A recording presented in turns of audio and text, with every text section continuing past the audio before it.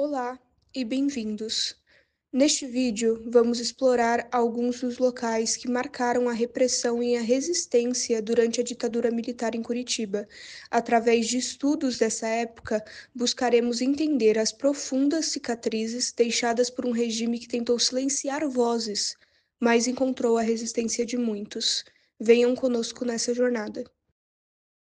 A Delegacia de Ordem Política e Social, o DOPS, em Curitiba, desempenhou um papel central na repressão a opositores do regime. Localizada na rua João Negrão, número 773, no centro da cidade, a sede do DOPS foi cenário de prisões e torturas de milhares de paranaenses. Estima-se que mais de 44 mil pessoas foram investigadas pelo órgão durante o período. Os relatos indicam que muitos dos detidos eram submetidos a sessões de torturas e interrogatórios nas instalações da DOPS, antes de serem transferidos para outros quartéis do Estado. A Comissão Estadual da Verdade coletou depoimentos de vítimas que confirmaram a violência física e psicológica que enfrentaram. Um dos comandantes mais temidos desse órgão em Curitiba foi Osias Algauer, delegado entre 1969 e 1978, amplamente citado por ex-presos políticos como responsável por violações de direitos humanos.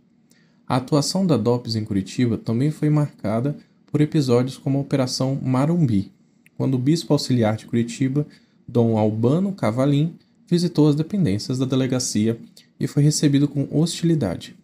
Essa visita refletiu uma mudança na postura de alguns setores da Igreja Católica, que inicialmente apoiaram a ditadura, mas com o passar do tempo e diante das graves violações de direitos humanos, passaram a se posicionar contra o regime. Com o fim da ditadura, as instalações da DOPS em Curitiba foram transformadas em outros estabelecimentos, sem qualquer indicação de sua história como centro de repressão. Muitos enxergam essa transformação como uma tentativa de apagar a memória dos abusos cometidos durante aquele período sombrio. Durante a ditadura militar em Curitiba, os estudantes tiveram um papel ativo na resistência contra o regime. A oposição às medidas do reitor e ministro da Educação, Flávio Suplicy de Lacerda, que buscava implementar o ensino pago nas universidades públicas, motivou uma série de protestos e confrontos com as autoridades.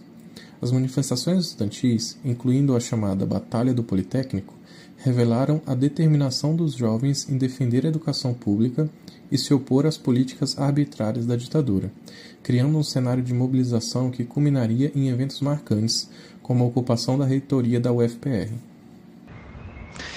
E aqui temos Flávio Suplicy de Lacerda. Flávio Suplicy de Lacerda ele foi reitor da Federal dentro do período da ditadura. E também ele foi ministro da Educação na época da ditadura, onde ele foi levado ao cargo graças ao presidente Castelo Branco e Costa e Silva.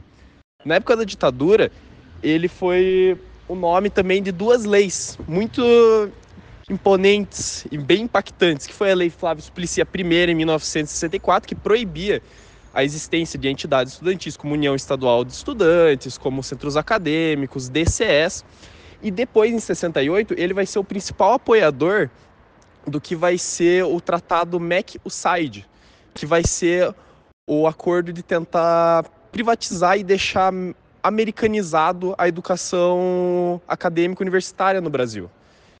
Em 1968, a gente vai ter uma revolta estudantil em Curitiba, um dia depois que vai ser chamada Batalha do Politécnico, que vai ser um confronto entre estudantes e a cavalaria da Polícia Militar do Paraná, onde vai trazer toda essa questão de contra-privatização. No domingo ia acontecer o vestibular de engenharia, que era o primeiro vestibular privado, e no dia seguinte, depois os estudantes terem apanhado e massacrados pela polícia militar, eles ocuparam todas as 4 quadras, as 4 ruas ao redor da reitoria, e ao final do dia, depois que eles conversaram com o governador do Paraná e conseguiram se conciliar que não teria mais universidade privada, eles amarraram várias correntes no busto do Flávio Suplicy e arrancaram o busto e saíram correndo até a Santos Andrade com o pescoço dele acorrentado e sendo levado por vários estudantes.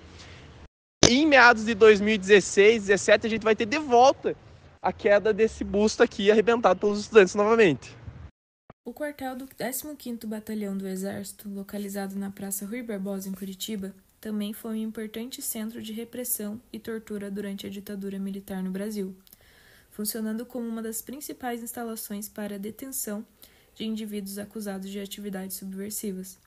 O local abrigou presos de diversos perfis, desde estudantes até trabalhadores, todos acusados de se envolverem em práticas contrárias ao regime. Durante a Operação Morumbi, ação que visava desarticular grupos comunistas no Paraná, o quartel desempenhou um papel central, sendo um dos primeiros locais para onde os detidos eram levados antes de serem transferidos para outras unidades, como a Clínica Morumbi. A operação resultou na prisão de mais de 100 pessoas ligadas ao Partido Comunista Brasileiro, o PCB, e outras organizações políticas. Teresa Urban, uma das figuras mais proeminentes da militância paranaense, relatou à Comissão Estadual da Verdade do Paraná que sofreu torturas físicas e psicológicas enquanto esteve encarcerada no quartel, que ela descreveu como Central Curitibana de Repressão Política. Além de Urban, outros depoimentos indicam que o local foi cenário de atos brutais contra estudantes presos em um congresso organizado pela União Nacional dos Estudantes, a UNE, em 1968, evento conhecido como Chácara do Alemão, onde participantes foram submetidos a espancamentos e ameaças durante o transporte e a prisão no quartel. O imóvel, que abrigava as instalações da repressão militar, foi cedido à Prefeitura de Curitiba em 1975, sendo posteriormente transformado no terminal de ônibus e na atual Rua da Cidadania Matriz, onde diversas atividades comerciais ocorrem hoje. Apesar da transformação do espaço e da tentativa de apagar os traços de seu passado sombrio, a Praça Rui Barbosa ainda abriga o monumento pela resistência e pela luta à anistia no Paraná. Esse monumento foi erguido para simbolizar a memória daqueles que lutaram contra a ditadura e as atrocidades cometidas naquele local. No entanto, o estado de preservação do monumento é preocupante. O memorial encontra-se enferrujado e a placa informativa coberta de grama e sujeira, refletindo o descaso do poder político em preservar a história e a memória da luta pela democracia. Esse esforço para lembrar a resistência e homenagear as vítimas da ditadura contrasta com o que se percebe em outros locais, onde os vestígios do passado repressivo foram apagados ou ignorados. A construção do monumento em 2013 coincidiu com o andamento das comissões da verdade no Brasil, que investigavam os crimes cometidos pelo regime militar, e foi uma tentativa de romper o silêncio sobre os abusos e a violência do período. A Praça Rui Barbosa e seu entorno são hoje um espaço de reflexão sobre os horrores da ditadura e um ponto de resistência simbólica contra o esquecimento das violações aos direitos humanos ocorridas durante aquele período sombrio da história brasileira. Um desses locais de repressão estava localizado nas dependências do Departamento Regional de Material de Saúde, o DRMS, entre as ruas Doutor Pedrosa e Brigadeiro Franco. Esses centros de tortura eram operados pelo DOI-CODE e se destacavam pela crueldade dos métodos usados contra os presos, que eram mantidos encapuzados para evitar que soubessem a sua localização. Os torturadores muitas vezes usavam jaleco e se faziam chamar de doutor, reforçando a desumanização das vítimas. Ivete Carebé da Rocha, advogada e coordenadora do Comitê Estadual de Memória, Verdade e Justiça do Paraná, revelou que torturadores treinados, muitas vezes vindo de São Paulo, eram enviados para este local para ensinar técnicas de tortura. O jornalista Johnny Louis Schenberg cumpria serviço militar em Curitiba entre 1974 e 1975, descobriu a existência desses centros de tortura e revelou as suas operações durante o Fórum de Resgate da Verdade, Memória e Justiça. Segundo Schenberg, o local possuía várias celas e era utilizado para o encarceramento e tortura de presos políticos. Relatos como o de Antônio Narciso Pires de Oliveira, que descreveu o lugar como uma casa do inferno, e Ildeu Manso Vieira, que testemunhou a brutalidade cometida contra uma mulher chamada Dirce Alves e seu filho, revelam a crueldade do regime. Vieira descreveu uma cena perturbadora em que os agentes do DOI-CODE torturam uma mulher na frente de seu filho, ameaçando-a de forma violenta e ignorando seus pedidos de misericórdia. Horas após a tortura, descobriram que haviam detido a pessoa errada. Esses relatos evidenciam a brutalidade dos métodos de repressão empregados pelos militares e a ausência de qualquer tipo de identificação que preservasse a memória desses locais. Hoje, onde ficavam essas instalações, existem apenas estabelecimentos comerciais, como uma loja de colchões e um hotel, sem qualquer sinal visível da história sombria que ali se passou. O presídio do AU em Curitiba era o local onde muitos detentos políticos eram levados após passarem por uma triagem entre outros centros de repressão, como o DOI-CODE ou a Clínica Marumbi. Esse presídio desempenhou um papel significativo durante a ditadura militar brasileira, especialmente por oferecer condições relativamente mais estruturadas para os presos políticos em comparação com as instalações clandestinas e centros de tortura utilizados pelo regime. As condições no presídio do AU eram objeto de diferentes percepções entre os presos.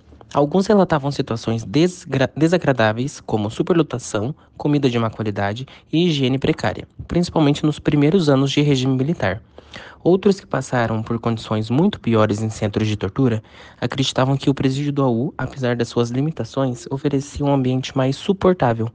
A chegada ao presídio do AU, para muitos, representava uma melhoria significativa, pois marcava a entrada no sistema carcerário oficial, onde os detentos tinham direito à assistência médica, visita a familiares aos domingos e, principalmente, apoio jurídico. O coronel Eliseu Ferraz Furquim, que assumiu a direção do presídio em 1975, é frequentemente lembrado por seu tratamento relativamente humano em relação aos detentos. Segundo Narciso Pires, Furquim adotou uma postura de respeito aos direitos humanos, garantindo acesso dos presos políticos e advogados e visitas familiares, algo que era raro nos outros centros de repressão.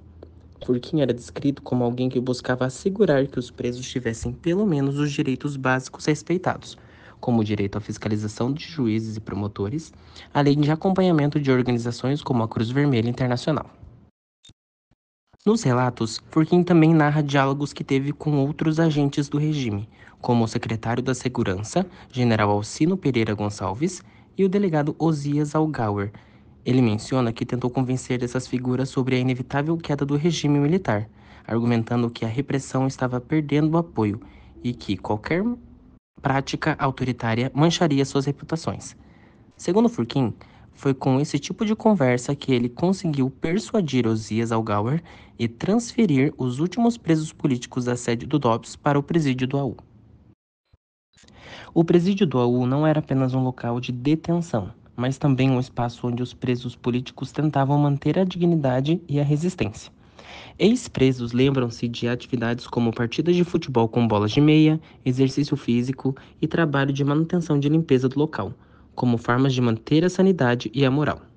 Essas pequenas liberdades diferenciavam o AU de outros centros de repressão, onde a tortura e a violação dos direitos humanos eram constantes. Com o passar dos anos e o processo de abertura política iniciado em 1974, as condições do presídio do AU se tornaram mais toleráveis. Esse período de distensão coincidiu com o crescimento no bairro onde o presídio estava localizado, levando os moradores a pressionarem pela desativação do complexo prisional. Em julho de 2006, o presídio do AU foi finalmente fechado e seus mais de 900 detentos foram transferidos para o Centro de Detenção e Ressocialização de Piraquara. Após a demolição do presídio do AU, o terreno foi utilizado para a construção de novos fóruns criminais e o Fórum de Juizados Especiais do Centro Judiciário. O local agora abriga também o único espaço da Comissão Estadual da Verdade do Paraná, o SEV Paraná, que busca manter viva a memória das violações aos direitos humanos ocorridas durante a ditadura, recebendo visitantes e disponibilizando um acervo histórico para pesquisa e reflexão sobre esse período sombrio da história brasileira. Chegamos ao fim da nossa jornada por alguns dos locais que marcaram um dos períodos mais sombrios da história de Curitiba. Que possamos honrar a memória das vítimas e fortalecer o nosso compromisso com os direitos humanos e a democracia. Obrigada por nos acompanhar nessa reflexão e até a próxima.